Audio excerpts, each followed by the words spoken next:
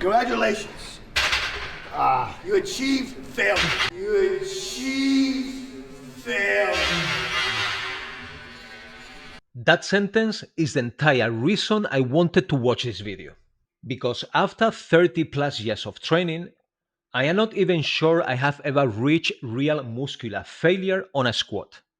And honestly, I think most people who say they train to failure are lying to themselves, maybe without even realizing it. So while everybody else talks about Tom Platz's legs, I want to look at something different. What does real muscular failure actually look like? Let's have a look. Tom, what would you say is the most important part about the leg training? Well, everyone nowadays, the first thing they do in squats is they lean forward. The nose comes this way.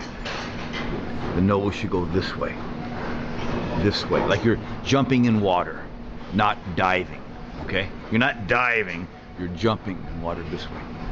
It's the most important thing. Everybody starts wrong, starts incorrectly.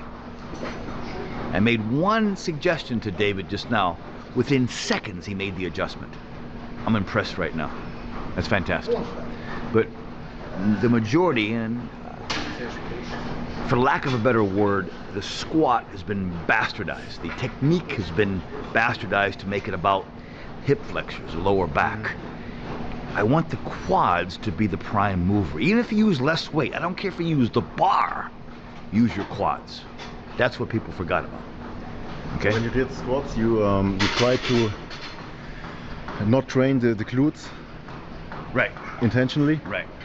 Because when you see side shots from your legs, they look even bigger because your glutes are smaller, right? Yeah, exactly. You know, the glutes will be developed. They'll take actions, an action part of the muscle, part of the movement. But nowadays, everyone leans forward and does a thrust. They're using their glutes and their hips and their lower back. Too much lower back flexion, and they're pushing the bar this way. Yeah. You can use more weight. You can push more weight sideways than you can straight up and down. Yeah, I always did that. Yeah, so everybody does. Deshalb habe ich so starke Rückenstrecker Deswegen? und so schlechte Beine. Deshalb habe ich so dicke Rückenstrecker hier. Good lower back. Yeah. If you're a powerlifter, great Yeah, idea. yeah. If you're a powerlifter, it's beautiful. But if you're a bodybuilder on the physique stage, forget about the weight. Squat pure. Pure, pure, pure, like you just did. Okay? That's the answer. That's the secret that people don't realize. Okay. Okay, before we even get to failure, Tom is already attacking the way people squat. He basically says the squat has been bastardized. And look at the way he explains the movement. He talks about bringing the nose down, almost like you are going into the water feet first. And his intention is very clear. He wants to use the squat to train the legs. Now, I have to be honest here. I think I have reached real muscular failure on the leg press, definitely on the leg extension, maybe even doing single leg step ups, and on many upper body exercises as well. But the squat, honestly, I doubt it. And I have been training since I was 16. The squat is a completely different animal because there are so many things that can make you stop before your quadriceps are actually incapable of producing another repetition. Your breathing, your lower back, your technique, fear, your cardiovascular system, or simply having a heavy bar sitting on your back. So when somebody tells me, I took my squat to failure, maybe, but did your quadriceps actually fail? Or did your entire body simply say, fuck this, I don't want to do another repetition? Because those are not necessarily the same thing. For me, muscular failure has a very simple definition. You are unable to perform another proper repetition despite giving your greatest possible effort. Not because it hurts, not because you are tired, and not because you want to stop. You physically cannot complete another proper repetition. That is failure. And later in the video, Tom is going to show David exactly what he means by that. So what's your opinion on overtraining? Because nowadays, always say when I give seminars, there are more people suffering from undertraining than suffering from overtraining. So what's your opinion? Definitely, overtraining. Most people don't need to train as much as they do.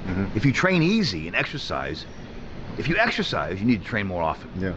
If you're really training, really pushing the gas all the way down, if you're really intense with your training, the nervous system stress, the muscles. I train legs every 2 weeks at my best. Squatting twice a month, that was the most I could do and grow. Okay? People who squat every day, every week, twice a week, no wonder they can't grow. But that was probably an intensity most people can't even imagine, right? Exactly. This might be one of the most important things Tom says in the entire video. He says that he used to train legs every 2 weeks. And then he talks about people training legs twice a week. And I know this is true because I've heard this many times in more than 30 years working in the industry. And then they wonder why their legs don't grow. Now, before somebody misunderstands me, I am not saying everybody should train legs once every 2 weeks. That's not the point. The point is, people have this idea that the more you train, the more you grow. And that is simply not how the human body works. You train, you create a stimulus, then you need to recover from that stimulus through nutrition, through sleep, and through time. The muscle is not growing because you are standing inside a gym. Training is the stimulus. The adaptation happens afterwards. And the harder the stimulus, the more recovery you may need. People forget this. They think if training legs once is good, twice must be better. If 10 sets are good, 20 must be better. If I train 5 days a week, I must grow faster than somebody training 3. No, not necessarily. It depends on what you are actually doing in those sessions and whether you can recover from them. And Tom training legs every 2 weeks makes a lot of sense, especially when you see what he considers a real leg workout. Because we haven't even reached that part yet, but we will. And when you see where he actually takes David, you begin to understand why he needed so much time between leg sessions. This is where I have problem with some people today. They tell you, I train to absolute failure every workout, 5 or 6 days a week, every exercise, every set. I'm sorry, but if you were genuinely reaching the type of failure Tom Platz is talking about, again and again, your body would be completely destroyed. So either Tom Platz has a completely different definition of failure, or a lot of people today are not actually going where they think they are going. Let's continue. I like this weight, even nowadays. It's a good weight for me to do 15 to 20 reps with. Just get 5 at a time. 5 reps is manageable. So if you get 5 good reps, you can manage 5 reps. I can't manage 20, 30, 40 reps. I can't. It's like I have a nervous breakdown. But I can manage 5. So I just want you to do 5. Another 5 without stopping the set. Another 5 without stopping the set. Then we'll go from there. Okay? Ich sage einfach okay. Dann bleibt ja heute auch nichts anderes übrig jetzt. 5 good reps.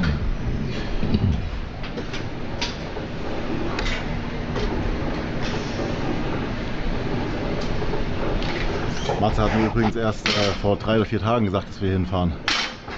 Sonst hätte ich die letzten Wochen mal abends Kniebeugen gemacht. Ich glaube, letztes Mal Kniebeugen habe ich doch mit dir gemacht. Ja? Ja. Was hast du getan? Ja. Das ist ein Jahr her. An Maschinen rumgehampelt. Ja. Glück hast du lange Hose an.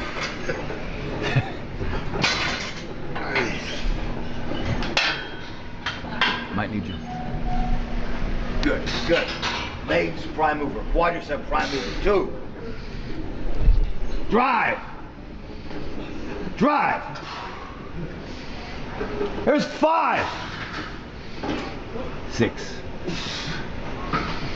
7. Come on, David. 8. Come on, give me 2 more for 10. 1. 1 more for 10. 10. 5 more. 5 more. 1. Give me 4 more. 2. 3 more. 1.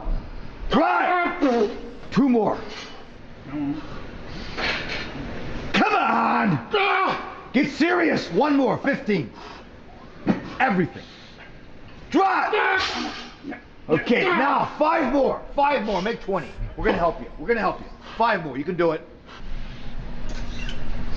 Dig! Come on. Dig! Come on. Dig! Yeah, come on. Okay, 1 more. 1 more. Okay, all right. 1 more. Stay close, Adam. Get close. Drive it up. Now baby reps. Give me baby reps right now without walking. Just do baby reps. Little baby reps. Baby reps. 1. Yeah, just stay there, Adam. Little baby reps. Yes. Keep doing baby reps. Fry your legs. Fry your quadriceps. Come on. Come on. Baby reps. Okay, now get back in there. Excellent. Excellent. Excellent. That's what I'm talking about. Nothing left. Nothing left. Now, watch what Tom is doing here. He's not coaching David's leg first. He's coaching David's head. He doesn't want David thinking about the total number of repetitions. He tells him to think in groups of 5. 5 repetitions, then another 5, then another 5. And psychologically, this is very clever. Imagine you are already suffering, and someone tells you, okay, another 20 repetitions. Mentally, you are finished. 20 sounds impossible, but 5? Maybe I can do 5. You finish those 5, and then you deal with the next 5. Tom is reducing the size of the problem inside David's head. And I have experienced something similar when training with partners, especially when I was younger. I never trained consistently with a training partner, but from time to time I did. And on exercises like the bench press, shoulder press, even pull ups, having someone there helping me definitely pushed me beyond the point where I would have stopped alone. Maybe I didn't reach complete muscular failure every time. I am not going to brag here and say that I did, but I definitely went beyond what I thought I was capable of doing. And this is the difference. Sometimes you think you are finished, but you are not finished. You just want to stop. The muscle is burning, you are breathing heavily, the repetition is getting slower, and your brain is saying, that's enough. Most people stop there. Tom doesn't accept that. Every time David thinks he can see the finish line, Tom moves the finish line. 5 more, then 5 more.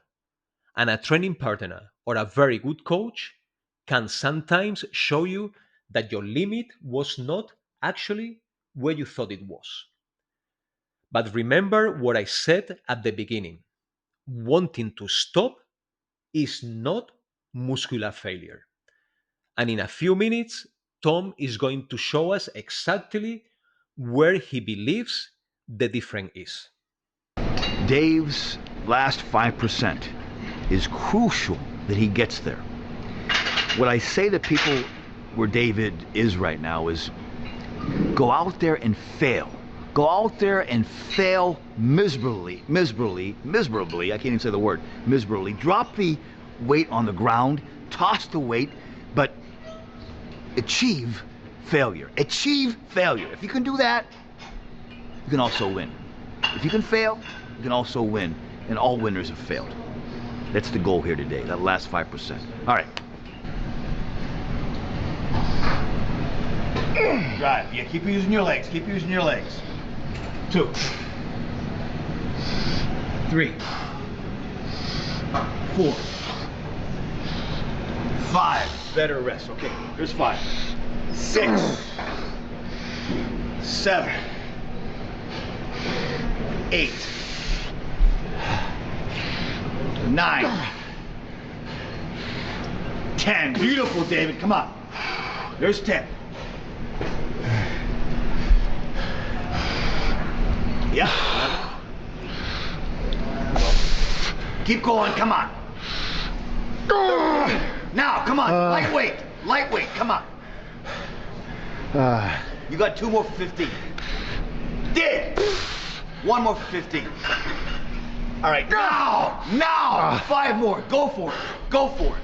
Go for it. Come on, Dave. 1. Drive. Excellent. Excellent. Great job. Yes. Say yes. 2. Yes. 3 more for 20. 3 more. Drive. That's strong. You're getting stronger. Come on. Stronger. 1 more for 20. Come on. Yes. Dig. Dig. Oh, you're strong. You got 2 more in you. You got 2 more in you. Come on, you can do it. You can do it. Dig! Dig! Go! 1 more like that. 1 more. 1 more. 1 more. Come on. Train! Oh, you're getting stronger, David. Come on. Give me 3. Give me 3 like that. Make 25. You can do it. You can do it. Come on! Oh, you're getting stronger! 2 more! Come on! Come on! Okay. Congratulations. You achieved failure. There. Now you have the context for the sentence I showed you at the beginning. Congratulations, you achieved failure. Think about that. David has already been suffering. He has already done repetition after repetition. He probably felt finished a long time ago. But for Tom, none of that was failure. This was failure. And again, I have to be completely honest with myself. I doubt I have ever done this on the squat. I really doubt it. I have trained hard. I have trained for more than 30 years. I have used intensity techniques. I have pushed myself. But this on a squat? Probably not. And I think the majority of people in commercial gyms have never experienced this either. Now, I know I'm going to sound like an old bastard here, but I think a lot of young people have a slightly disturbed idea of what it takes to achieve results. Everything has to be fast. A quick fix, a shortcut, the perfect supplement, the perfect routine, the perfect exercise. And I think hard work has lost some of its value. I'm not going to tell you that everybody trained harder 30 years ago. That's bullshit. There were lazy people then as well. Of course, there were. But I do think that the word failure is used far too casually today. You finish a difficult set.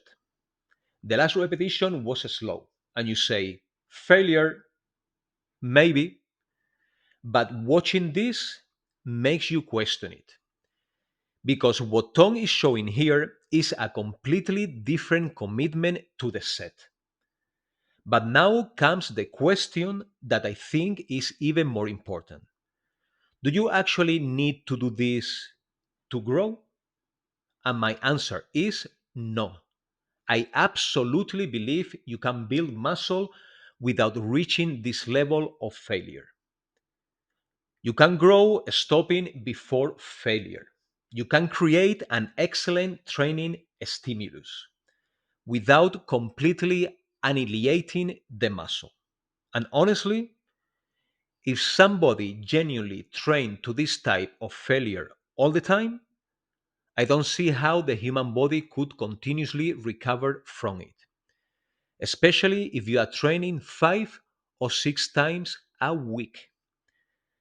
This is why context matters. Tom Platz was not a normal person trying to get fit. He was a competitive bodybuilder. And not just any competitive bodybuilder. He was Tom Platz. But apparently, even reaching failure isn't enough for Tom. Because look at what he does next. It's not about being pretty and strict. It's about being outright reckless abandonment. Like, I don't care, you know? I don't care about anything. That's the attitude you want now. I don't care. I don't care about my headache. Forget that. You are all you are. Quadricep is what you are. You are quadriceps. And you're addicted. You're addicted to quadricep tension. In your life, forget about your life. Nothing else matters. All you want is more contraction here. You live for this moment. It's not going to be forever. It's for now. If you don't live for this moment, go get another job. Okay? This is your job. Just start. Excellent. Strong. Come on, keep going. 3. Strong, man. Very strong. 4, 5, 6, 7, 8, 9, 10. Give me 10 more. 1, 2, 3, 4, 5, 6, 7. Come on. 8, 9, 10. 5 more. 1, 2, 3, 4. All the way up. All the way up. Come on, show me. Bring it up. Bring it up. Up higher. Hold it there now. Baby reps. Baby reps. Hold it. Find the tension point. Now fight me. Kick me in the face. Get mad at me. Kill me. Come on. One more rep. One more rep. Go. Try it again. Okay, you all the way up. All the way up. Hold it there. Hold it there. Put tension here. Put tension there. Now fight me. Fight me harder. Harder. Harder. Harder. Come on, David. You're just getting started now. Come on. Push. Push. Push. Push. Push. Okay. That's one set. Okay, now we are entering another level because this is not simply training to failure anymore. David has already reached the type of failure Tom congratulated him for, and Tom is still not finished. He's forcing David to maintain tension, more repetitions, small movements, holding the position, continuing when the muscle is already completely fucked. And again, I need to be honest. I have used forced repetitions. I have used partial repetitions. I have used rest pause. I have used different intensity techniques during my training life. But have I genuinely reached complete muscular failure and then continuously taking the muscle beyond failure using these techniques? Honestly, probably not. Maybe at the time I thought I did. Maybe I felt that I did. But looking at something like this, I have to be honest with myself. Reaching failure is one level. Taking a muscle that has genuinely felt and then forcing it to continue working is another level completely. And this is where people romanticize Tom Platz. They see this and they think, that is why he had those legs. Well, yes and no. And I am sorry, Tom, but we have to be honest. His mentality absolutely played a part.